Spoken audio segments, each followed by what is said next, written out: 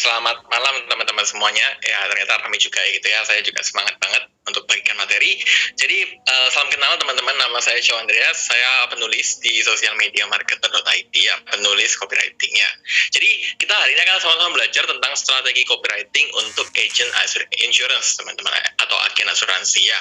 Jadi, ada beberapa poin yang akan teman-teman pelajari pada malam hari ini. Yang pertama, teman-teman akan mengetahui sebenarnya copywriting itu apa. Yang kedua adalah kenapa teman-teman di sini wajib belajar copywriting. Kenapa copywriting itu begitu penting? Yang ketiga adalah 3 hal penting saat ingin nulis copywriting. Yang keempat, anatominya teman-teman. Jadi bagian-bagiannya dalam copywriting itu seperti apa? Yang kelima, tipe-tipe judul copywriting. Jadi kalau misalkan teman-teman di sini sudah buat konten media sosial, sudah buat kata-kata promosi, tapi kok merasa kayaknya judul saya kok gitu-gitu aja ya gue ya. Nah, ini kita akan belajar. Ada banyak tipe-tipe judul yang bisa teman-teman variasikan. Yang keenam, teman-teman akan belajar cara nulis copywriting itu sendiri. Jadi ada formula AIDA dan storytelling yang akan kita pelajari. Yang ketiga ada 3 tips dan trik dalam menulis copy. Contekan kata-kata ampuh, teman-teman juga nanti akan dapat dan belajar juga cara cari idenya gimana. Dan yang ke-10 ada checklist copywriting, teman-teman. Inilah yang kita pelajari mungkin selama 45 menit sampai 60 menit ke depan. Dan saya harap teman-teman bisa interaktif juga nanti ya, di kolom chat juga boleh ya. Jadi nggak pas waktu saya membagi materi mungkin bisa lebih kondusif kalau teman-teman aktif di kolom chat, karena nanti ada beberapa poin-poin seru yang teman-teman bisa memberikan pendapat ya. Jadi kita mulai dulu teman-teman. Yang pertama, sebenarnya copywriting itu apa sih? Nah, beberapa orang gitu ya yang saya temui itu masih menganggap bahwa copywriting itu copy paste ya mas ya. Copy paste ya gue ya copywriting itu ya. Atau copywriting itu fotokopi gitu kan. Itu masih ada definisi seperti itu ya. Tapi kalau kita samakan persepsi teman-teman, copywriting kalau saya kutip dari Wikipedia itu artinya naskah iklan teman-teman. Jadi naskah yang ditulis oleh seorang penulis naskah iklan yang namanya copywriter untuk disebarluaskan guna kepentingan komersial. Jadi copywriting ini sebenarnya bukan sesuatu yang baru teman-teman. Jadi kalau teman-teman lihat, copywriting ini juga dipakai di media-media offline seperti televisi, naskah iklan televisi. Jadi kalau teman-teman lihat iklan televisi itu juga copywriting gitu kan. Tapi dibentuk jadi skrip dan dibentuk jadi video ya. Terus radio, majalah, koran, baliho, spanduk pun itu pakai copywriting. Jadi copywriting bukan sesuatu yang baru sebenarnya. Namun karena orang-orang semua pada ini ya lihat potensi digital marketing itu begitu luar biasa gitu kan. Akhirnya salah satu poin yang harus kita pelajari adalah copywriting ya.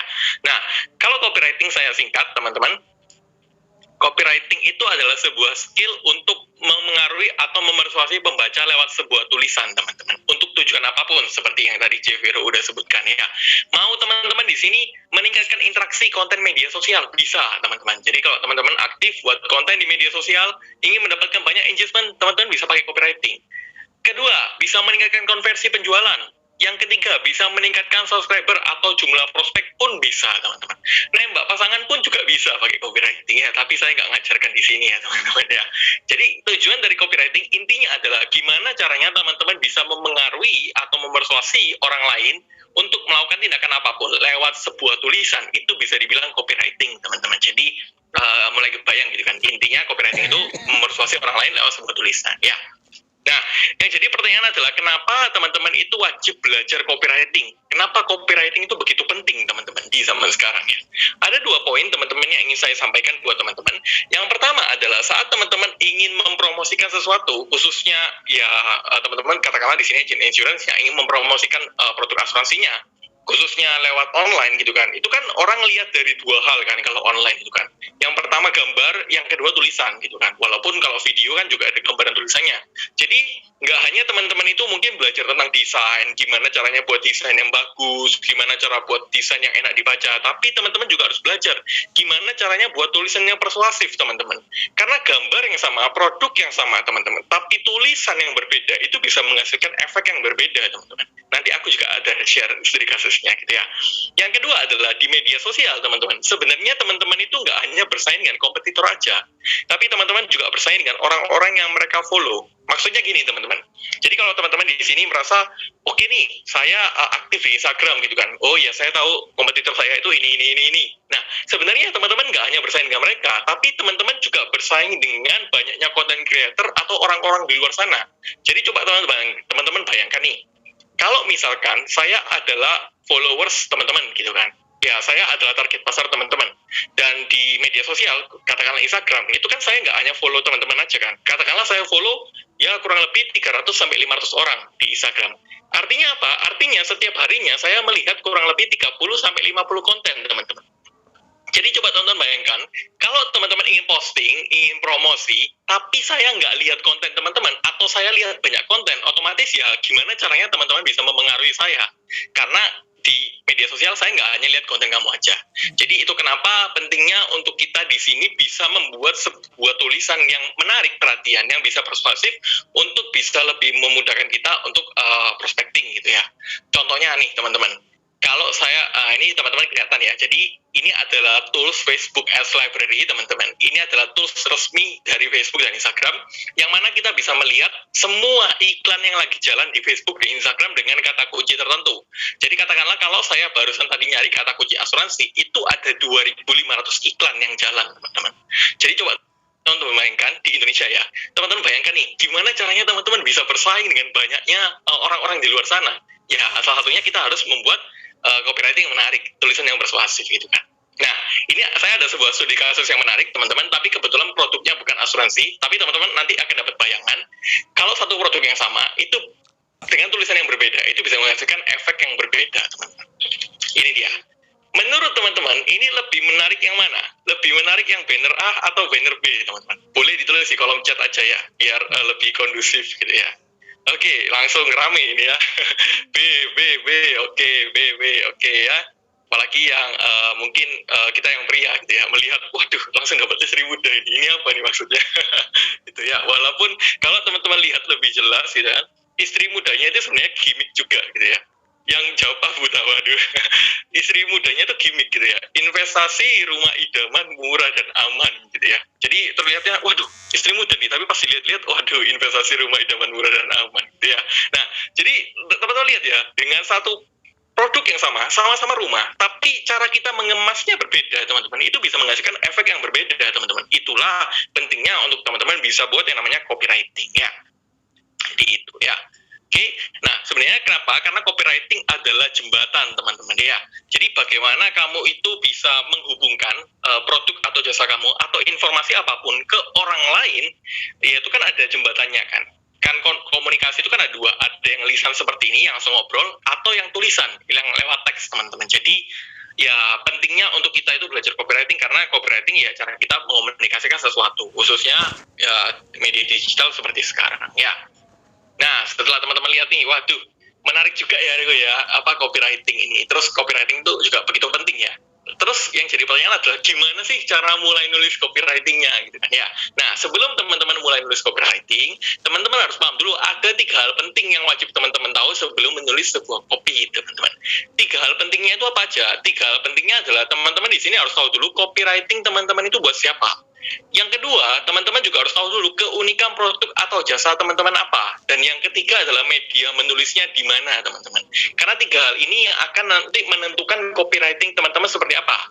Jadi copywriting itu sebenarnya, teman-teman, itu bukan asal nulis, teman-teman. Bukan pakai kata-kata, oh yang penting pakai kata-kata gratis, spesial, baru, itu pasti ampuh. Enggak juga, teman-teman. Teman-teman harus paham 3 hal ini dulu. Karena copywriting itu 20%-nya menulis, 80%-nya riset, teman-teman. Ya, kita mulai dulu dari yang pertama, copywriting kamu buat siapa? Nah, ini saya sedikit cerita mungkin teman-teman ya, jadi agak santai. Saya itu sering dapat pertanyaan seperti ini di media sosial. Misalkan nih, kok produk saya, apa misalkan, kecantikan gitu ya, produk saya makanan, katakan. Itu copywritingnya kayak gimana ya kira-kira? Nah, saya selalu tanya balik ke mereka, target pasar kamu siapa? Copywritingnya ini buat siapa? Nah, kebanyakan mereka itu selalu bilang seperti ini, wah kalau ditanya seperti itu ya saya ingin targetin semua orang. Bisnis kan pengen cuan gitu kan ya, dan ya kalau bisa sih targetin semua orang agar cuannya lebih banyak gitu kan ya. Nah, kalau kita ngomongin dari segi bisnis ya tentu semua bisnis, semua aktivitas, semua usaha kita pasti ingin cuan gitu kan. Tapi kalau kita ngomongin dari copywriting, teman-teman nggak bisa buat copywriting untuk semua orang, teman-teman. Kenapa? Karena coba teman-teman bayangin, kalau teman-teman ingin nulis kata-kata promosi untuk milenial, dan teman-teman ingin nulis kata-kata promosi untuk apa? Bukan milenial, katakanlah usia 40 tahun ke atas, itu kan beda, teman-teman. Yang mana kalau milenial mungkin teman-teman bisa pakai bahasa yang gaul, yang informal gitu kan ya, yang lebih santai. Sementara kalau 40 tahun ke atas kita nggak bisa pakai bahasa seperti itu, karena mereka pasti merasa ini nggak relevan, ini nggak cocok buat saya, kayaknya ini bukan buat saya. Sama halnya saat teman-teman ingin buat copywriting untuk produk asuransi. Jadi teman-teman harus tahu dulu, apakah orang ini adalah orang yang ingin untuk asuransi untuk anaknya mungkin, atau asuransi untuk rumah sakit. Itu kan tentu dua hal yang berbeda. Jadi target pasar ini menentukan nanti copywriting teman-teman itu seperti apa ya. Ya, kolonial bisa disebut seperti itu ya. Oke, jadi step yang pertama teman-teman harus tahu dulu target pasarnya siapa. Nah, cara tahunya gimana? Teman-teman bisa buat yang namanya buyer persona, teman-teman. Buyer persona itu apa? Buyer persona singkatnya adalah karakter fiktif atau gambaran target pasar teman-teman ini siapa. Jadi buyer persona ini singkatnya ya, ini ya definisinya dari Google, karakter fiktif yang sengaja diciptakan sebagai target konsumen. Dan buyer persona ini meliputi beberapa hal, teman-teman, seperti namanya siapa, nama di fiktif aja nggak apa-apa, usianya, jenis kelaminnya, tempat tinggal, pekerjaan, masalah terbesar, kepercayaan yang salah, keinginan mereka, kendala mereka belum beli produk kamu apa, public figure yang mereka idolakan, media online sering mereka akses, dan kompetitor atau tempat mereka belanja, teman-teman. Ini yang nanti teman-teman harus riset untuk buat copywriting untuk produk asuransi, teman-teman ya. Dan kabar baiknya saya ada studi kasus yang saya tadi baru buat gitu kan, untuk produk asuransi dengan produknya produk prudensial yang nanti teman-teman akan lihat ya. Jadi yang pertama, buyer persona kita adalah Felix gitu kan ya. Jadi ini sebuah ketidaksengajaan ya teman-teman ya. Jadi kalau nama teman-teman Felix, mohon maaf gitu ya. Usianya adalah 23 sampai 35 tahun teman-teman. Jadi kita tahu sendiri, oke, target pasar kita adalah milenial gitu kan ya. Jenis kelaminnya pria, tempat tinggalnya ya kebetulan di seluruh Indonesia katakanlah. Pekerjaannya karyawan swasta. Nah, dengan teman-teman mengetahui pekerjaan, ini nanti akan memudahkan kamu teman-teman. Misalkan kita tahu sendiri kalau karyawan swasta itu mungkin aktivitasnya begitu tinggi, begitu padat. Nah, itu yang nanti kita bisa angkat jadi copywriting juga ya. Masalah terbesarnya, mereka merasa kalau mereka ini punya masalah bahwa mereka itu merasa penghasilannya nggak cukup dengan gaya hidupnya konsumtif. Gitu kan. Itu masalahnya. Nanti teman-teman bisa jabarkan lebih banyak untuk masalah ini. Di sini saya kasih contoh satu aja ya. Ciri-ciri mereka adalah orang-orang yang workaholic atau pecandu kerja. Ya, pokoknya giat kerja gitu ya. Kepercayaan yang salah mereka punya. Mereka berpikir, saya itu nggak perlu asuransi, pokoknya investasi nomor satu. Itu mindset mereka, gitu kan ya. Keinginan mereka ingin cepat kaya, gitu kan ya. Makanya uangnya masuk ke banyak instrumen investasi. Itu ciri-ciri mereka ya. Kendala mereka belum beli produk kamu, misalkan di sini mereka belum sadar akan pentingnya asuransi. Public figure yang mereka idolakan, contohnya Civeli ya, Felicia Putri Cisaka. Media online sering mereka akses, contohnya YouTube, Instagram, TikTok. Kompetitor tempat mereka belanja, contohnya nggak ada gitu kan ya. Nah, dengan teman-teman mengetahui hal ini nanti akan memudahkan kamu teman-teman untuk buat copywritingnya. Jadi mungkin teman-teman juga mulai kebayang, oh kalau buyer persona seperti ini, saya akan buat copywriting yang seperti ini kira-kira. Jadi yang pertama itu wajib dijabarkan dulu teman-teman target pasarnya siapa gitu kan ya. Nah, kalau misalkan teman-teman bertanya, gimana caranya saya tahu target pasar saya, itu ada 3 tahap, teman-teman, untuk risetnya. Jadi 3 tahap itu apa? Yang pertama, kamu asumsikan dulu, teman-teman. Misalkan nih, teman-teman punya produk asuransi, teman-teman mau jualan produk asuransi Prudent yang apa, katakanlah. Ya udah, teman-teman jabarkan dulu, kira-kira produk ini itu cocok untuk orang yang seperti apa? Untuk cocok untuk target pasar yang seperti apa? Teman-teman jabarkan dulu nih, usianya, tempat tinggal, masalah, harapan, dan lain sebagainya. Setelah sudah dijabarkan, baru teman-teman validasi. Validasi itu teman-teman menganalisa dan membuktikan apakah asumsi yang teman-teman tulis tadi itu benar atau enggak. Caranya gimana? Yang pertama, teman-teman bisa tanya ke orangnya langsung, teman-teman. Contoh, misalkan saya pernah nulis copywriting untuk produk hijab, teman-teman. Yang mana saya nggak tahu orang pakai hijab itu kayak gimana. Nah, apa yang saya lakukan, teman-teman? Saya tanya ke teman saya yang sekiranya pakai hijab, dan saya tanya, kamu kalau beli hijab itu apa aja sih yang kamu pertimbangkan? Nah, baru kan dia cerita, oh saya lihat dari motif, saya lihat dari kainnya, saya lihat dari harga, merek, dan lain sebagainya. Sama halnya kayak teman-teman. Jadi setelah teman-teman buat asumsi, buat buyer persona tadi, teman-teman tanya ke orang yang sekiranya target pasar teman-teman. Ditanya, kamu bener nggak sih punya masalah ini? Kamu bener nggak sih merasa kalau asuransi itu nggak penting buat kamu? Nah, dia kan cerita. Nah, dari dia cerita itu, nanti kita bisa dapatkan wawasan. Oh, ternyata orang-orang seperti dia itu punya pola pikir seperti ini. Nah, jadi ya itulah pentingnya untuk teman-teman melakukan validasi ya. Yang kedua adalah riset dan membaca beberapa artikel, teman-teman. Jadi teman-teman bisa cari aja misalkan tentang asuransi gitu kan. Ya, coba cari di Google kenapa orang mikir asuransi gak penting gitu kan. Ya itu nanti teman-teman kan bisa baca beberapa artikel. Nanti teman-teman bisa baca dan teman-teman bisa dapatkan wawasan yang baru untuk nanti memudahkan teman-teman buat copywritingnya. Yang ketiga adalah teman-teman bisa cek media sosial kompetitor atau influencer yang mereka follow. Jadi yang tadi contohnya Felicia itu, teman-teman nanti bisa baca dan lihat komentar-komentar mereka, followers mereka yang atau bisa juga teman-teman ikut komunitas. Jadi kalau misalkan teman-teman merasa, oh saya ini nggak main medsos nih, gimana caranya? Ikut aja komunitas yang sekiranya ada target pasar kamu, entah itu komunitas dari agama teman-teman, atau komunitas tetangga gitu kan, atau komunitas temannya teman. Coba dilihat, coba ditanya-tanya ke mereka gitu kan. Mereka itu pola pikirnya seperti apa ya. Yang keempat bisa cek di marketplace juga, tapi marketplace ini kan biasanya untuk produk retail ya. Karena produk insurance itu nggak ada di marketplace ya. Jadi kalau marketplace itu caranya gimana? Teman-teman bisa cari produk yang teman-teman mau, misalkan hijab gitu kan. Terus teman-teman lihat testimoninya teman-teman. Bintang 5-nya itu mereka senangnya kenapa, bintang 1-nya itu mereka komplainnya kenapa. Nanti dari sana kita akan dapatin wawasan yang baru teman-teman ya.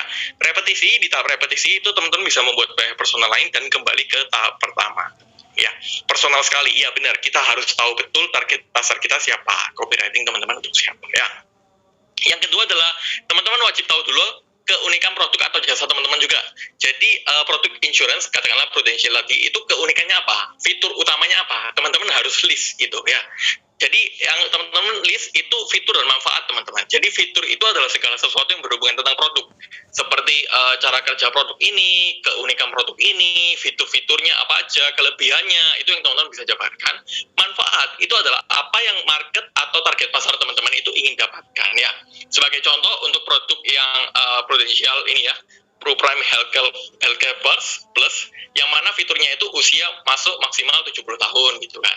Limit tahunan yang besar hingga 65 miliar dengan limit booster. Rawat jalan, kanker, dan cuci darah juga di cover. Contohnya seperti itu. Nah, kadang-kadang itu saat kita hanya jabarkan fiturnya, itu kadang ada orang yang ngerti teman-teman ya. Misalkan kayak saya nih, saya orang awam gitu kan, limit tahunan yang besar hingga 65 miliar, itu maksudnya apa? Saya nggak paham gitu kan. Nah, oleh karena itu kamu bisa jabarkan manfaatnya, misalkan. Jadi karena limitnya hingga 65 miliar, sehingga kamu nggak perlu khawatir nih, dan kalau misalkan kamu kena sakit kritis gitu kan, dengan biaya yang mahal, karena di cover sampai segitu. Katakanlah seperti itu. Jadi kan orang lebih kebayang ya teman-teman ya, oh ya, masuk akal juga ya. Terus apalagi fiturnya? Misalkan nih, usia masuk maksimal 70 tahun. Ya dengan usia masuk maksimal 70 tahun, jadi nggak ada waktu terlambat bagi kamu untuk punya asuransi. Jadi kalau misalkan mereka merasa, waduh, saya ini udah terlambat nih masuk asuransi, bisa nggak ya usia saya katakanlah 45 tahun? Oh, bisa, karena di sini usia masuk maksimal 70 tahun. Katakanlah seperti itu. Jadi nanti teman-teman bisa jabarkan nih, produknya, fiturnya itu apa aja. Karena saya percaya teman-teman pasti yang lebih ngerti gitu kan tentang fitur produk teman-teman sendiri ya. Jadi bisa dijabarkan banyak, nantinya ini akan kita susun untuk jadikan copywritingnya ya. Yang ketiga, media menulisnya di mana teman-teman? Kita juga harus tahu, apakah teman-teman itu ingin nulis copywritingnya di Instagram, Facebook, TikTok, dan lain sebagainya. Karena itu beda banget teman-teman ya. Sebagai contoh, untuk Instagram, ini saya kutip dari teman saya ya. Kebetulan teman saya ini juga seorang agent insurance, dan dia aktif di media sosial, khususnya Instagram gitu kan. Jadi dia buat konten, kalau Instagram itu kan ada banyak ya teman-teman ya. Ada yang bisa digeser-geser seperti ini. Kalau teman-teman posting di Instagram, ada yang geser-geser seperti ini, itu namanya carousel. Terus ada yang hanya satu foto aja, terus ada yang video. Nah, tipsnya adalah kalau misalkan teman-teman membuat judul yang konten yang digeser-geser seperti ini, yang carousel, itu ada polanya teman-teman. Jadi yang pertama, harus ada judul yang menarik perhatian. Nah, nanti aku juga bahas tentang judul ya. Terus yang kedua, itu biasanya kita nggak langsung masuk ke poinnya, teman-teman. Tapi ada empati atau bahasa pastinya. Contoh, penghasilan tak tetap, gimana cara budgetingnya. Jadi kita nggak langsung jelasin poinnya, tapi kita ada empatinya. Contohnya seperti ini. Kalau uang yang masuk naik turun, pusing juga kan ya mau mengaturnya. Berikut ini beberapa trik supaya kamu bebas pusing. Nah, baru dijelaskan poin-poinnya. Jadi habis slide pertama, judul, slide kedua nggak langsung dijelaskan, tapi ada basa-basinya gitu kan. Contohnya lagi seperti, kamu sering punya masalah seperti ini, nggak apa-apa, aku juga. Nah, berikut ini beberapa tips yang bisa kamu praktekkan. Nah, contohnya seperti itu. Baru di slide ketiganya yang ini dijelaskan cara-caranya gimana. Dan di slide terakhir ada call to action atau ajakan bertindaknya. Contohnya seperti itu, kalau di Instagram dengan konten carousel seperti ini. Yang kedua Facebook. Facebook kebetulan saya belum menemukan contoh yang insurance, tapi nanti saya ada contoh juga untuk storytelling. Nah, Facebook itu lebih dominan storytelling, teman-teman ya. Storytelling itu apa? Storytelling itu kayak teman-teman mendongeng, tapi nanti dalam teman-teman cerita itu ada teman-teman selipin jualan teman-teman. Nanti ada juga studi kasusnya untuk produk asuransi ya. Yang ketiga, TikTok, teman-teman. Jadi kalau tadi aku dengar ada yang nggak main TikTok juga, itu sayang banget, teman-teman. Karena mayoritas yang saya lihat ya, TikTok itu juga jadi top 5 ya aplikasi yang paling banyak digunakan di Indonesia. Jadi sayang banget kalau teman-teman belum masuk ke platform itu, teman-teman. Karena siapa tahu potensi pembeli potensial teman-teman itu juga ada di sana. Karena nanti ya generasi kita kan ya mayoritas kan ya. Nah, kalau TikTok teman-teman itu ada ini teman-teman, ada dua cara teman-teman yang bisa teman-teman pakai ya. Yang pertama, teman-teman buat skripnya terlebih dahulu. Jadi teman-teman susun, teman-teman mau ngomong apa dalam video, baru direkam. Contohnya seperti ini. Ini contohnya ya, saya buat skrip gitu kan. Ini fitur Instagram ini bakalan bantu kamu dapat followers gratis. Ini videonya saya buat ya. Terus ini selanjutnya saya putar mungkin videonya ya, agar teman-teman nanti bisa lihat apakah ini sesuai dengan skrip atau enggak ya. Fitur Instagram ini bakalan bantu kamu dapatin followers secara gratis tanpa kamu harus ngapa-ngapain. Jadi nama fiturnya adalah Suggested Account, dan coba kamu perhatikan contohnya agar kamu lebih jelas. Coba kamu lihat saat saya follow akun Xiao Andreas. Nah, nantinya akan ada akun seperti ini, Suggested for you. Jadi coba kamu bayangkan kalau misalkan akun kamu itu sering muncul di Suggested Account seperti ini. Artinya kamu bisa mendapatkan traffic gratis, kurang lebih seperti itu ya teman-teman. Jadi teman-teman lihat ya, cara yang pertama untuk buat konten video di TikTok khususnya atau Instagram Reels itu tuh kita buat skripnya terlebih dahulu. Cara yang kedua itu seperti ini teman-teman. Ini saya kutip dari punya teman saya gitu ya, Instagramnya Live in Peace. Cara yang kedua adalah kita melihat lagu apa yang lagi viral, lagu apa yang lagi tren, terus kita sesuaikan dengan isi konten kita. Contohnya seperti ini.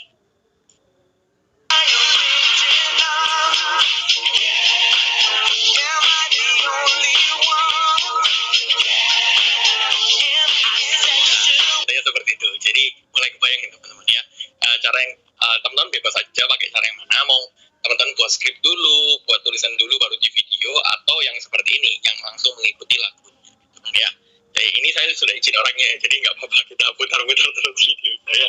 Oke, next. Nah, selanjutnya kita mulai masuk nih teman-teman. Gimana sih cara kita buat copywriting-nya gitu kan ya, mungkin itu ya. Ya, yang pertama sebelum teman-teman masuk ke gimana cara buat copywriting-nya, teman-teman harus paham dulu anatominya, teman-teman. Jadi ini saya ibaratkan sebagai manusia, teman-teman. Copywriting itu seperti manusia. Ada judulnya, kepalanya, ada isinya, badannya, dan ada ajakan bertindak atau kakinya, teman-teman. Jadi idealnya dalam sebuah copywriting, teman-teman, itu harus ada 3 bagian ini. Dan kita bahas dulu dari bagian pertama adalah headline. Headline itu apa? Headline adalah faktor yang sangat-sangat penting untuk copywriting, teman-teman. Kenapa ini sangat-sangat penting, teman-teman? Karena, coba teman-teman bayangin ya teman-teman ya. Kalau misalkan nih, teman-teman sedang mencari informasi di YouTube, katakanlah kayak cara masak nasi goreng gitu kan ya. Nah, dari banyaknya video yang ditampilkan di YouTube, faktor apa yang membuat teman-teman klik sebuah video? Jawabannya kan thumbnailnya, headline-nya itu enggak. Kalau headline-nya itu menarik, kita mau klik. Tapi kalau headline-nya ya biasa-biasa aja lah, nggak menarik nih, saya nggak mau klik. Nah, sama halnya saat teman-teman mungkin datang di webinar kali ini. Kenapa teman-teman mau hadir dan meluangkan waktu di webinar kali ini? Mungkin teman-teman lihat bahwa, wah judulnya menarik nih, strategi copywriting untuk agen asuransi. Saya pengen tahu nih gimana gitu kan ya. Sama halnya kayak teman-teman nanti buat copywriting. Teman-teman harus buat copywriting yang bisa menarik perhatian target pasar teman-teman dalam 3 detik pertama, teman-teman. Karena kalau teman-teman nggak bisa menarik perhatian mereka, mau teman-teman punya penawaran sebagus apapun juga percuma, karena nggak ada yang ngelirik gitu kan. Jadi penting banget untuk teman-teman itu buat judul yang menarik, teman-teman. Nah, yang jadi pertanyaan adalah gimana caranya teman-teman itu buat judul yang menarik? Jawabannya teman-teman harus paham ada yang namanya tipe-tipe judul, teman-teman. Jadi kalau misalkan tadi yang udah saya singgung gitu kan, teman-teman buat judul dan merasa kok judul saya gitu-gitu aja ya. Gimana caranya membuat judul yang lebih variatif? Nah, ini teman-teman akan belajar ya. Jadi judul itu ada banyak tipe, teman-teman. Ada 13 idealnya, walaupun ada 8 lagi gitu kan. Jadi ada banyak, tapi di kali ini sesi kali ini kita bahas 5 gitu kan ya. Yang pertama ada curiosity headline, teman-teman. Jadi judul yang membuat orang lain penasaran. Jadi mungkin teman-teman sering lihat berita atau YouTube atau apapun itu yang judulnya itu menarik gitu, menarik perhatian. Misalkan cara cepat kaya dari dunia maya tanpa banyak gaya. Wah, contohnya seperti itu ya. Teman-teman merasa, wah apa nih? Ini menarik nih. Saya ingin tahu nih. Nah, itu judul yang membuat penasaran gitu kan. Yang kedua adalah fear headline, teman-teman. Jadi judul yang menakut-nakuti orang lain, teman-teman. Yang ketiga ada benefit headline, teman-teman. Jadi judul yang mengedepankan manfaat apa yang orang akan dapatkan, teman-teman. Yang keempat adalah selective headline. Jadi judul yang dibuat seolah-olah menargetkan orang tertentu. Yang kelima ada pertanyaan headline, teman-teman. Jadi judul yang berupa kalimat pertanyaan. Nah, agar teman-teman lebih kebayang, ini saya kebetulan sudah ada contohnya ya. Yang pertama ada curiosity headline. Contohnya seperti ini. Ini dia kesalahan para milenial saat ingin mulai investasi.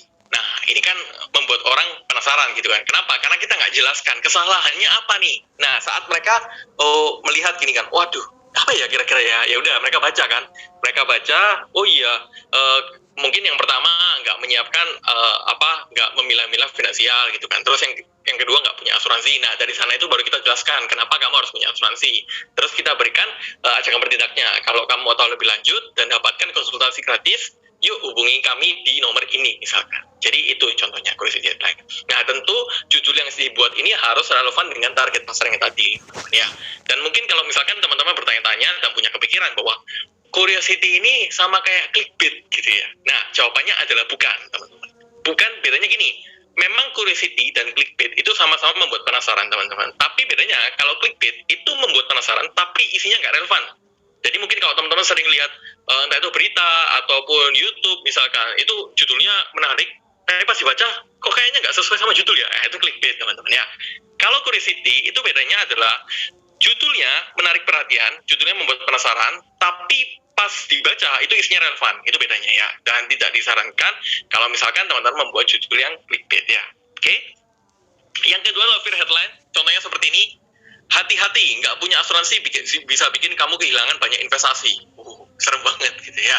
Nah, ini untuk membuat fear headline ada beberapa kata-kata yang bisa teman-teman pakai seperti hati-hati, waspada, awas, terus yakin apa masalahnya kita jabarkan. Contohnya seperti ini. Tahun 2022 belum bisa copywriting, siap-siap ketinggalan zaman. Nah, itu kan serem banget gitu kayak apa itu copywriting? Saya harus belajar ya. Itu fear headline. Jadi yang kita menakut-nakuti orang lain, teman-teman ya. Oke, yang selanjutnya adalah benefit headline. Nah, ini adalah judul sejuta umat, teman-teman. Jadi contohnya seperti ini. Gratis konsultasi dan perencanaan keuangan khusus hari ini aja. Contohnya seperti itu, kalau misalkan teman-teman ingin memberikan konsultasi gratis, gitu kan ya.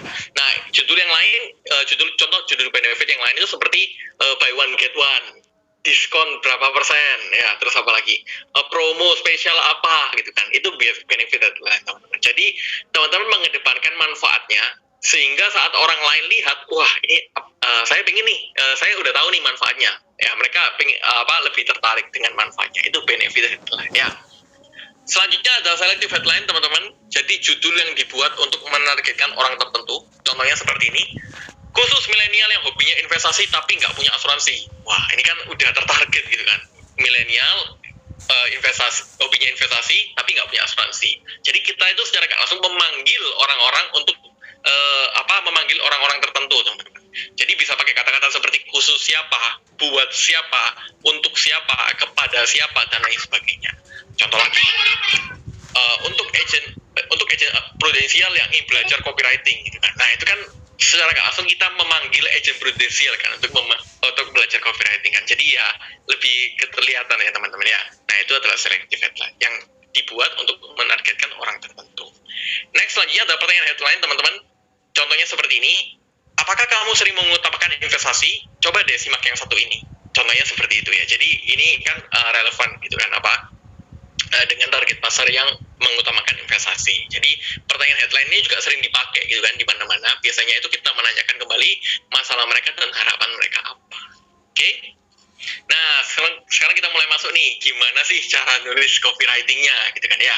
Jadi cara nulis copywriting di sini saya bahas dua teknik, teman-teman. Yang pertama itu AIDA, yang kedua itu storytelling. Jadi AIDA ini apa? AIDA ini adalah sebuah formula, teman-teman, yang cukup senior dan dipakai banyak orang gitu kan ya. AIDA ini akronim dari attention, interest, desire, dan action. Yang mana attention ini teman-teman menangkap perhatian mereka. Jadi penting banget, step yang pertama adalah gimana caranya teman-teman bisa menarik perhatian mereka. Ya, dari membuat headline tadi kan. Terus interest, itu setelah teman-teman menarik perhatian mereka nih, gimana caranya teman-teman buat mereka baca sampai akhir, teman-teman ya. Terus desire itu kita kayak lebih ke emosionalnya. Di action itu ajakan bertindak atau apa yang kamu mau pembaca lakukan, teman-teman ya. Sebagai contoh untuk formula AIDA seperti ini. Ini judulnya ya. Ini dia kesalahan para milenial saat mulai investasi, itu judulnya ya. Terus setelah mereka baca, sadar nggak sih karena banyaknya orang yang bahas tentang investasi, kita jadi ikutan panas dan pengen cepat kaya. Merasa kalau umurnya bakal panjang dan nggak bisa sakit.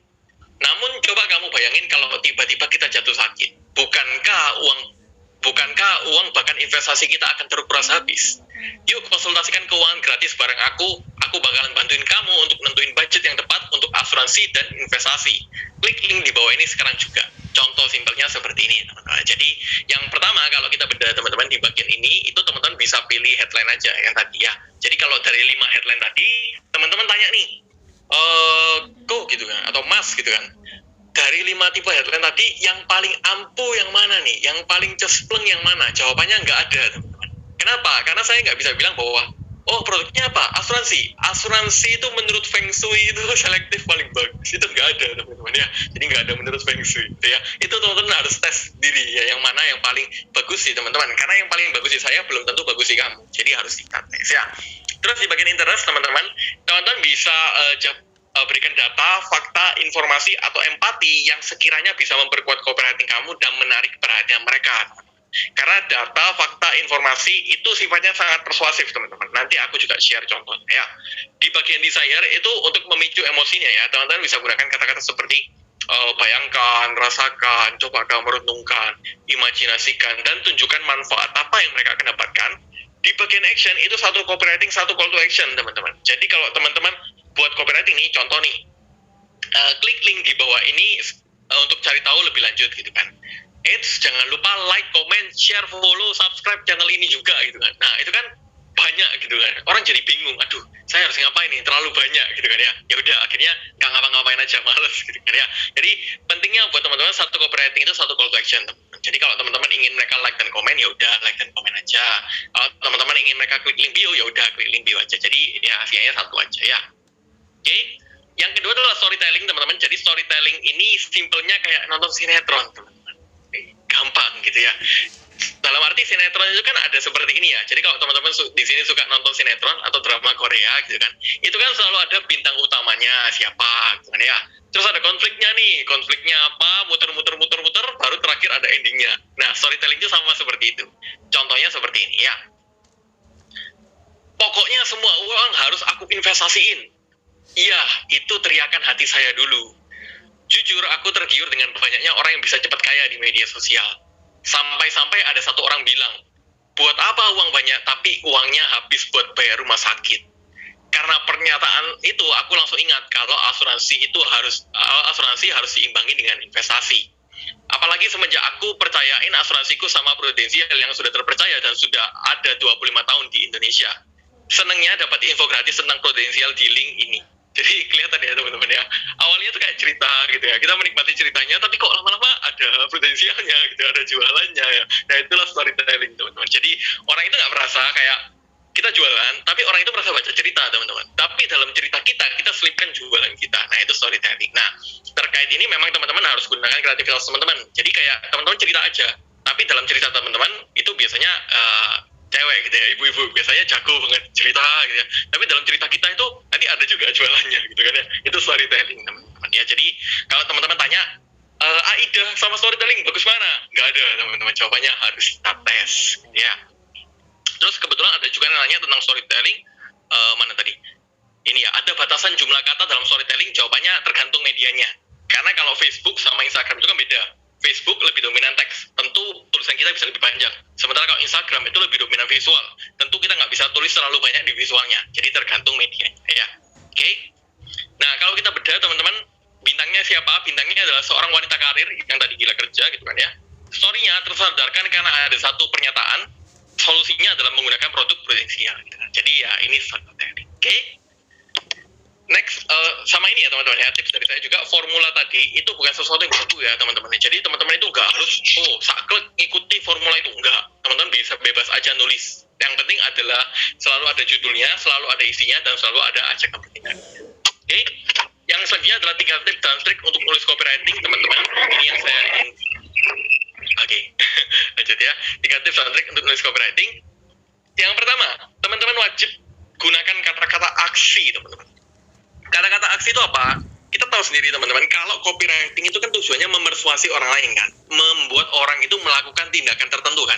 Nah, agar kita itu dapat memudahkan orang untuk melakukan tindakan tertentu, teman-teman bisa gunakan kata-kata aksi. Contoh kata-kata aksi seperti dapatkan, segera, nikmati, rasakan, miliki, maksimalkan, belilah, cobalah, datanglah, buktikan, temukan, hubungi, dan lain sebagainya teman-teman. Contoh, kalau teman-teman bandingkan, tanpa kata-kata aksi hanya seperti informasi ini aja, pasar terbesar Surabaya, ya udah gitu aja gitu kan ya. Tapi kalau dengan kata-kata aksi bisa seperti ini, dapatkan diskon 90% di pasar terbesar Surabaya, catat tanggalnya, atau hadirilah pasar terbesar Surabaya. Nah itu kan beda teman-teman ya. Yang satu itu kayak kita itu mendorong orang lain, sementara yang satu kayak ya hanya informasi aja. Jadi kalau teman-teman ingin menulis copywriting, teman-teman bisa tambahkan kata-kata aksi ya.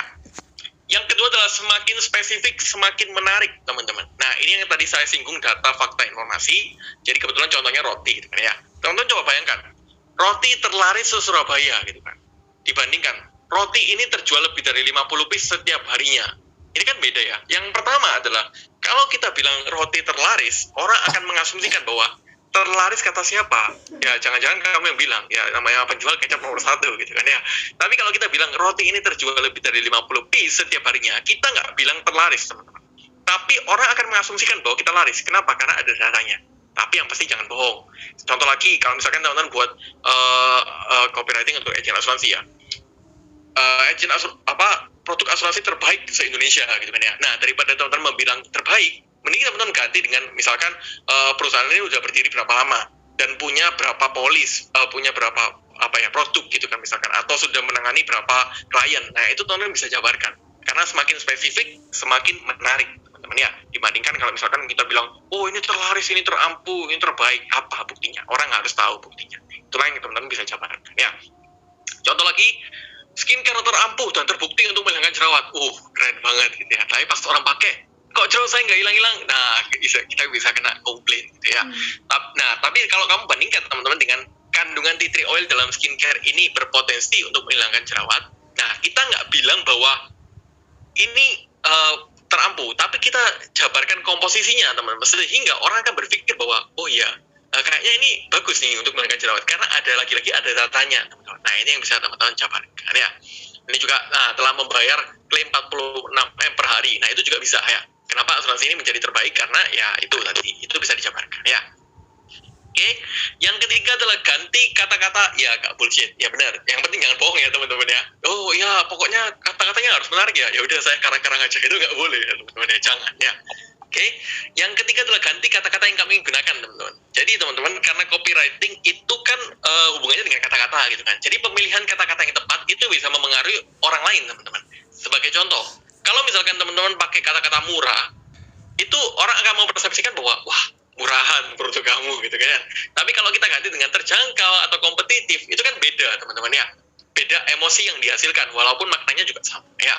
Contoh lagi, beli sekarang teman-teman bisa ganti dengan miliki sekarang atau dapatkan sekarang. Kenapa? Karena kalau beli itu kan kayak konotasinya orang itu mengeluarkan uang gitu ya. Dan orang ini semua orang nggak suka mengeluarkan uang gitu kan ya. Jadi kamu bisa ganti kata-katanya dengan miliki atau dapatkan ya. Ini juga banyak dipakai orang sih. Terus produk kamu bisa ganti dengan solusi gitu kan. Ya ini juga opsional sih, tergantung produknya ya. Jadi kalau misalkan kamu bilang produk potensial, misalkan kamu bisa ganti dengan ini solusi buat kamu gitu kan. Solusi buat kamu yang apa gitu kan. Itu bisa beda gitu kan. Karena produk itu kan selalu, kalau kita ngomongin produk itu kan lebih ini ya, dipersepsikan tentang kita sendiri. Tapi kalau solusi itu lebih kayak ke merekanya gitu ya. Terus contoh lagi, jarang ada kamu bisa ganti dengan eksklusif atau terbatas teman-teman. Jadi kalau misalkan kamu kenapa? Karena jarang ada itu kan lebih rasional ya. Contoh lagi, seperti kalau misalkan teman-teman bandingkan nih, ini dia webinar copywriting yang jarang ada, kan ya apa gitu ya, kayak biasa aja gitu kan. Tapi contoh kalau diganti dengan ini dia webinar copywriting eksklusif, kayak keren nih, apa nih kok bisa eksklusif, beda ya, beda emosi yang dihasilkan walaupun maknanya sama, atau bisa diganti juga dengan terbatas ya.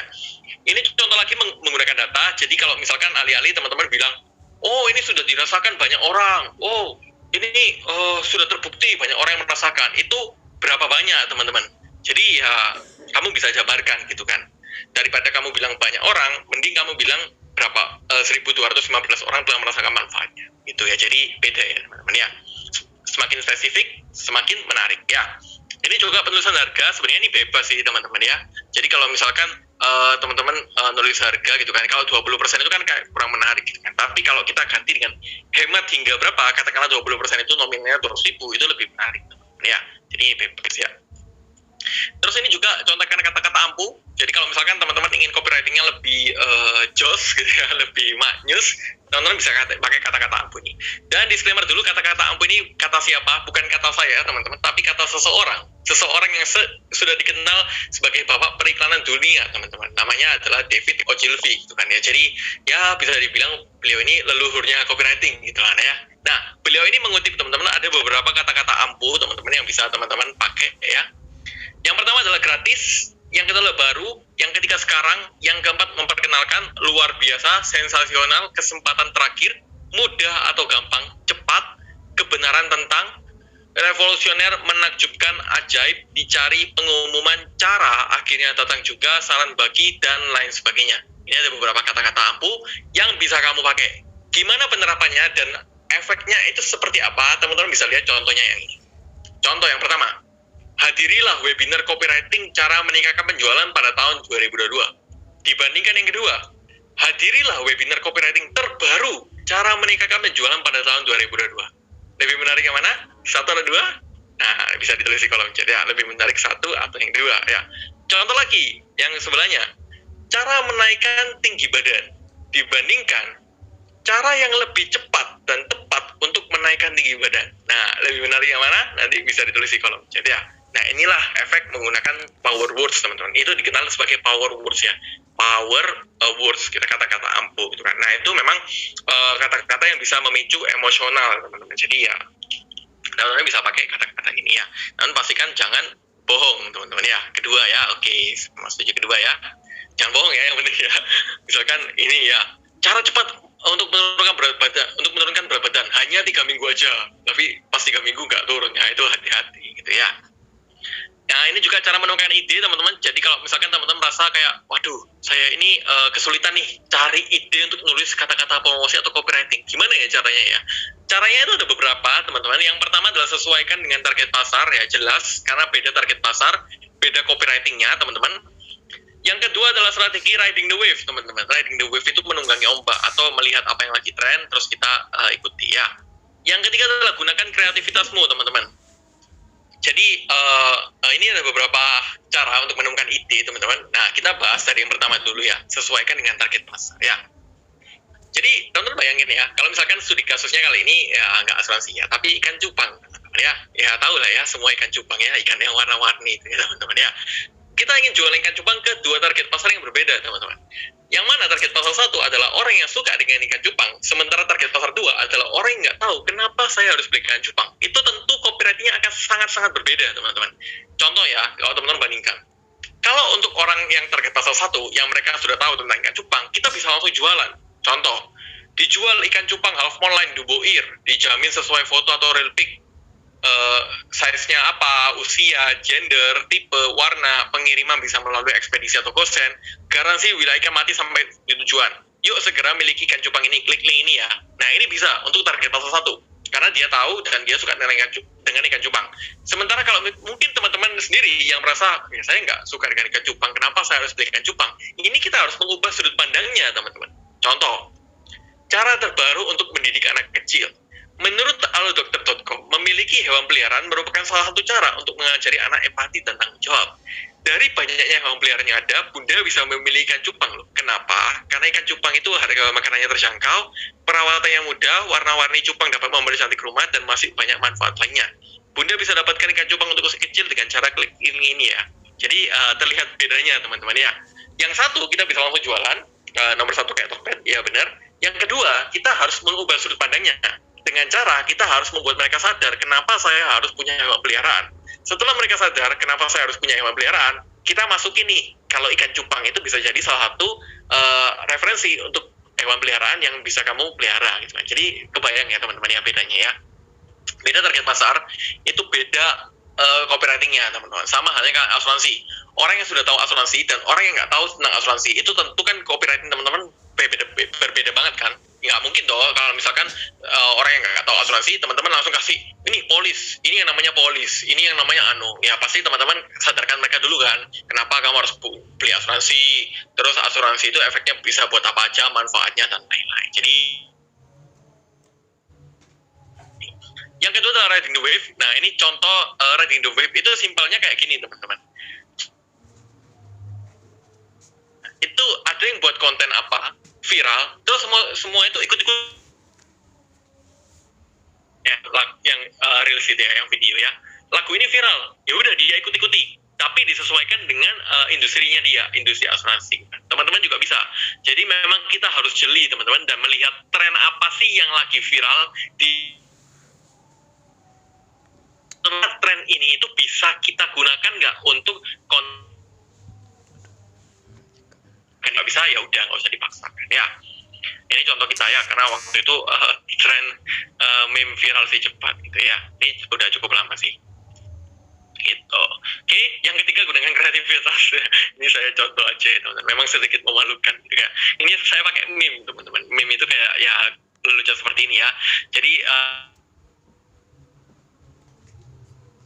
gitu ya.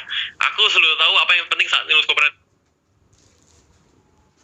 Responnya menarik gitu kan ya. Yang klik banyak, yang penasaran banyak. Kenapa? Karena ini kan lebih mudah dicerna otak kan, daripada saya jelasin orang bayang. Tapi kalau seperti ini orang lebih kebayang. Oh, ya kok bisa ya kayak gitu ya? Apa sih efeknya gitu kan? Baru mereka penasaran. Jadi ya memang copywriting itu sebenarnya nggak ada aturan. Jadi sebenarnya teman-teman bebas aja mengkreasikan copywriting teman-teman seperti namanya brand voice teman-teman. Contoh, kalau teman-teman jualan tas LV yang branded ya, yang kelihatan eksklusif brandnya, kan nggak mungkin kan kita pakai meme seperti ini. Nah itu yang harus kita ya. Ini juga checklist copywriting teman-teman. Setelah teman-teman nanti nulis copywriting, apa aja sih yang wajib teman-teman lihat ulang? Nah, judul teman-teman udah menarik perhatian pembaca atau enggak? Jadi target pasar teman-teman, tapi intinya adalah coba teman-teman lihat apakah judul ini udah relevan nggak dengan target pasar saya. Kalau udah relevan, jadi ya oke-oke aja gitu kan. Tapi kalau belum relevan, coba dibuat yang lebih relevan lagi. Yang kedua, apakah isi copywriting dan judulnya udah relevan atau enggak? Hati-hati teman-teman, hindari yang namanya clickbait gitu kan. Jadi kalau teman-teman menjanjikan A, B, karena kalau misalkan teman-teman membuat seperti itu, juga ya nanti tercoreng kan, sayang banget ya. Yang ketiga, apakah ada call to action-nya? Orang harus ngapain teman-teman setelah lihat copywriting kamu? Apakah klik link bio, apakah WA di nomor ini, apakah like dan komen, apakah membagikan konten kamu, bebas. Itu yang harus teman-teman cari tahu dan disesuaikan dengan apa saya yang saya tuliskan itu udah jelas nggak bagi mereka. Nah caranya gimana? Teman-teman paling mudah itu dibaca ulang copywriting. Dan teman-teman lihat apakah ini relevan nggak dengan apakah ada mungkin ada salah tulis, typo gitu kan ya. Terus ada apa lagi? Harus dan lain-lain. Itu yang teman-teman nanti bisa lihat saat teman-teman membaca ulang copywriting-nya. Dan yang terakhir adalah apakah saya sudah menulis beberapa copy dan melakukan pesugihan gitu kan. Copywriting itu bukanlah sihir itu pasti laris gitu kan. Enggak teman-teman, ada banyak faktornya. Tapi intinya adalah teman-teman kalau bisa sih buat beberapa copywriting untuk melakukan tes dan ukur teman-teman ya. Dan kurang lebih teman-teman itu aja dari saya kembalikan ke Jevero. Oke, terima kasih Ko Andreas. Sebenarnya sih kayaknya mesti diulang gitu kan. Udah gitu, wah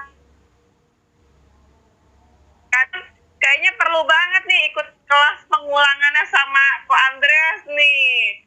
Nah, oke, teman-teman silahkan kalau ada yang mau bertanya, boleh langsung raise hand dan juga open mic.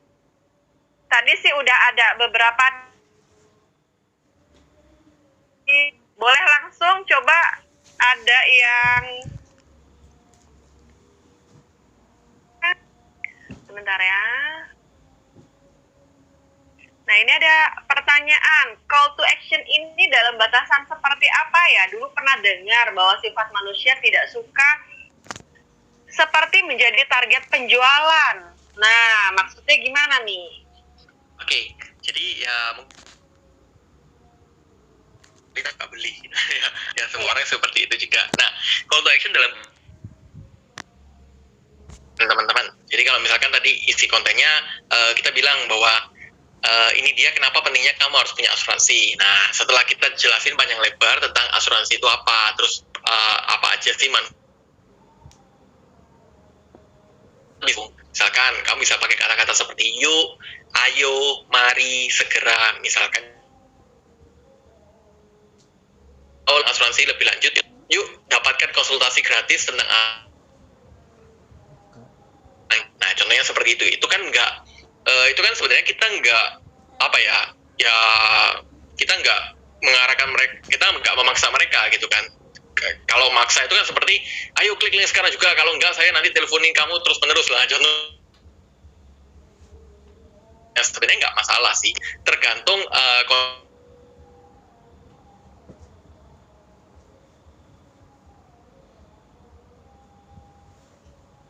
untuk melakukan tindakan sama ini isi copywritingnya juga. Oke, tadi ada pertanyaan bagus juga Niko. Ya. Kalau misalnya untuk orang yang kapok untuk asuransi ya, itu cocoknya pakai style yang mana nih? Yang Aida apa yang freestyle tadi? Oke, biasanya storytelling. Karena storytelling itu kayak kita langsung kayak ini loh, ini kayak langsung menjerumus mood. Jadi orang baca cerita dan mereka nggak merasa dijuali memang dua pendekatan itu berbeda. Nah, tapi kalau dari saya itu ya, cuman teman-teman harus tes sendiri sih, karena kan saya nggak tahu kan yang pasti kayak gimana. Itu memang kita harus tes dan ukur, teman-teman. Gitu. Oke, lalu selanjutnya lebih gambar foto atau pakai video player? Lebih bagus apa? Kalau kita lihat teman-teman, era sekarang itu memang eranya video, khususnya video pendek. Jadi kalau teman-teman lihat TikTok video pendek, Instagram Reels video pendek, YouTube pun ada YouTube Short gitu kan, video pendek juga.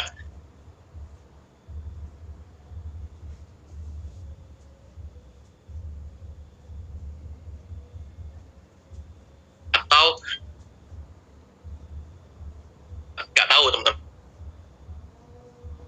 Kalau di kasus saya itu lebih bagus tulisan tapi dibentuk dalam video. Jadi konten gitu ya, tulisan, ada beberapa tulisan tapi tulisannya itu dibentuk dengan video dan ditambahkan lagu. Kalau di kasus saya sekarang, cuma di kasus teman-teman itu yang harus teman-teman coba sendiri. Mungkin di teman-teman lebih bagus kalau teman-teman ngeliatin lebih bagus. Jadi nggak ada yang pasti ya. Oke, tadi tentang brand. Maksudnya gini, kalau contoh tadi kan saya pakai meme gitu ya, meme SpongeBob gitu kan. Dan meme SpongeBob itu kan nggak mungkin saya terapkan dong untuk brand LV. Kenapa? Karena brand LV kan terlihat lebih eksklusif kan. Nah, itu yang harus kita sesuaikan dengan branding teman-teman. Karena kalau saya, branding saya, itu kan saya agak ya, ini ya apa, agak santai gitu kan, agak bercanda.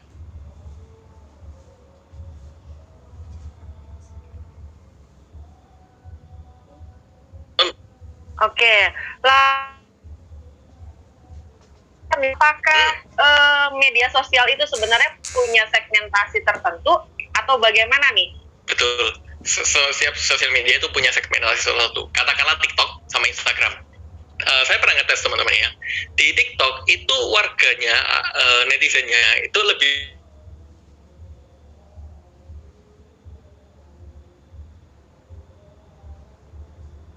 kan nggak viral. Tapi kalau saya bahas yang Instagram orang lain itu viral teman-teman. Kenapa? Karena bahasanya kan gampang dimengerti kan. Cara mencuri, menarik ini apa ini yang mencuri gitu kan ya. Sementara kalau saya bahas di Instagram, ya saya bahas bisa yang lebih berat. Dari dua platform itu beda teman-teman. Bedanya apa? Kalau Instagram itu yang pendek, yang singkat. Jadi otomatis beda hanya YouTube. YouTube kan teman-teman bisa nonton mungkin sampai 10 menit, 20 menit, masih betah. Kenapa? Karena intennya beda, keinginannya beda. Jadi beda platform itu juga sebenarnya beda strateginya teman-teman. Karena netizennya juga beda, kebiasaannya mereka juga beda. Jadi yang itu makanya tadi 3 poin penting beda strateginya. Oke, betul banget tuh ya. Ya.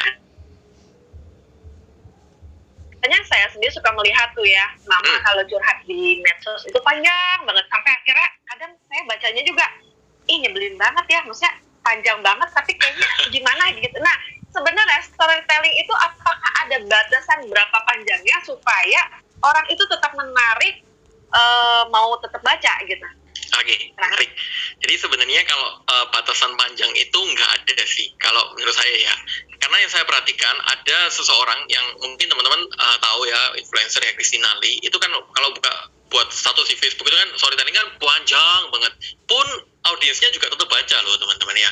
Tapi kalau saya buat seperti itu mungkin ya nggak dibaca gitu kan. Tapi ada juga orang lain yang buat panjang gitu, itu juga ada yang baca. Jadi sebenarnya itu ada nggak batasan? Itu nggak ada teman-teman. Tergantung sama audiens teman-teman masih menikmati storytelling teman-teman nggak. Tapi ada tips dari saya. Yang pertama adalah dalam satu paragraf teman-teman pastikan hanya 2-3 kalimat aja. Oke? Jadi kalau teman-teman buat satu paragraf nih, itu kalau bisa 2-3 kalimat aja. Kalau udah dibuat paragraf baru. Kenapa? Karena kalau teman-teman satu paragraf itu 4-5 itu kayak penuh banget teman-teman di dalam tulisan teman-teman. Otomatis karena penuh seperti itu, orang itu jadi malas bacanya. Nah, itu yang teman-teman bisa akali agar orang itu teman-teman itu ya harus ada emosionalnya juga sih. Ya, teman-teman pasti bisa lah ya. Kalau misalkan teman-teman curhat gitu kan, curhatannya itu sedih gitu kan. Ya, ditambahkan emoticon juga boleh, emoticon sedih gitu kan. Terus kata-katanya juga harus sedih gitu kan. Nah, itu yang harus disesuaikan. Batasan nggak ada, cuman kalau bisa sih satu paragraf 2-3 kalimat aja agar tetap menarik untuk dibaca. Gitu. Oke, dilanjut ya. Ya. Tadi kan dibilang tuh media itu untuk IG beda, Facebook beda, kalau di IG nih, lebih efisien story atau reel atau postingan ya? Oke, jadi kalau kita lihat teman-teman, IG itu sekarang ya lebih cenderung mengedepankan reels sih. Kalau yang saya lihat gitu kan. Jadi kalau teman-teman lihat, reels itu mungkin lebih dominan. Jadi reels itu TikToknya Instagram gitu kan ya. Kenapa reels ini bisa jadi dominan? Karena mungkin Instagram merasa takut disaingi TikTok. Makanya Instagram mengarah ke sana. Apalagi kebiasaan audiens kita kan sekarang juga kebanyakan mengkonsumsi video pendek dengan durasi singkat gitu kan. Jadi teman-teman bisa coba reels, tapi nggak ada salahnya teman-teman coba foto atau carousel juga.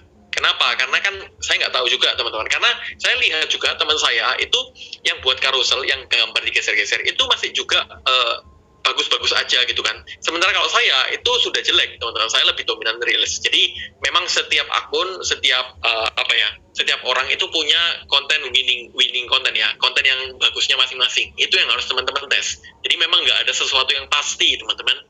Khususnya ya di hidup ini gitu kan ya, apalagi di media digital. Ini tips juga sih buat teman-teman. Kalau misalkan teman-teman itu ingin membranding diri teman-teman sebagai agent insurance, itu teman-teman biasanya itu kebanyakan orang lebih ke financial sih, teman-teman. Financial consultant gitu kan. Kenapa? Karena orang Indonesia mungkin ya, yang saya lihat ya, itu masih belum aware gitu, masih belum sadar tentang asuransi kan. Jadi biasanya tuh framingnya kayak kita lebih ke agen asuransi ya. Itu sih. Ferdi oke juga, terus Felicia boleh juga untuk belajar asuransi, untuk belajar finansial gitu kan, cara dia mengemas konten itu juga bagus. Itu sih. Oke, lalu ini ada pertanyaan untuk hashtag nih, apakah mungkin masih efektif dan apa aja yang masih harus diperhatikan? Oke. Yang pertama, kalau misalkan teman-teman posting nih copywriting-nya, terus teman-teman menggunakan tagar ya, atau hashtag, itu kita harus riset dulu teman-teman ya. Dan riset itu saya juga bingung jelasin di sini karena teknis banget ya. Riset itu idealnya teman-teman cari gimana ya saya jelasin. Ada yang namanya DEPC teman-teman. Nanti teman-teman bisa lihat di YouTube-nya Social Media Marketer, itu Nico Julius, mentor saya, itu ya beliau dikenal sebagai Instagram expert, itu udah pernah bahas. Jadi kita harus tahu teman-teman. Jadi gini, hashtag itu akan berfungsi saat teman-teman mencari sebuah konten. Contoh, teman-teman cari konten hashtag asuransi. Nah, saat teman-teman mencari sebuah konten hashtag asuransi dan ada konten orang lain, konten si A yang menggunakan hashtag tersebut dan teman-teman lihat kontennya, nah konten itu mendapatkan impresi. Jadi gunanya hashtag itu seperti itu, untuk mengkategorikan sebuah konten agar saat ada orang mencari konten dan orang melihat konten kamu dapatkan impresi. Nah, hashtag efektif atau enggak, ya efektif aja, tapi kamu harus riset teman-teman. Dan ya risetnya itu teknis banget ya, saya juga bingung jelasinnya, tapi kamu bisa belajar ada yang namanya DAPC, DAPC hashtag. Itu nanti teman-teman bisa belajar tentang cara riset. Iya, waktu itu Nico pernah ada kasih tahu kita, terus suruh cari ini loh, nyarinya di sini loh, tempat hashtag ini tuh adanya apa aja. Tapi kemarin kalau nggak salah dengar hashtag itu kayaknya mau dihilangkan ya katanya. Oh. Ya nggak sih? Oh, belum tahu sih aku. Coba nanti. Oh, belum tahu ya. Katanya maksudnya jadinya sekarang tuh mau lebih kayak random, mungkin gara-gara si Reels ini. Reels kan udah lebih ini. Tambahan lokasi perlukah dalam copywriting di medsos nih kok? Oke, tambahan lokasi boleh juga, tapi biasanya itu untuk produk-produk yang kita nggak bisa jangkau kan. Katakanlah kayak makanannya nggak bisa frozen, ya otomatis kita harus tambahkan lokasi. Misalkan hanya berlaku pengiriman hanya bisa lewat Gojek dan khusus untuk area Surabaya, itu bisa. Nah, tergantung produk teman-teman. Kalau produknya insurance kan kita bisa lewat mana aja gitu kan. Jadi ya nggak perlu sih. Oke, wah ini kayaknya 90 menit kurang nih. Nah, oke, mungkin IT di next DAPC ya. Oke.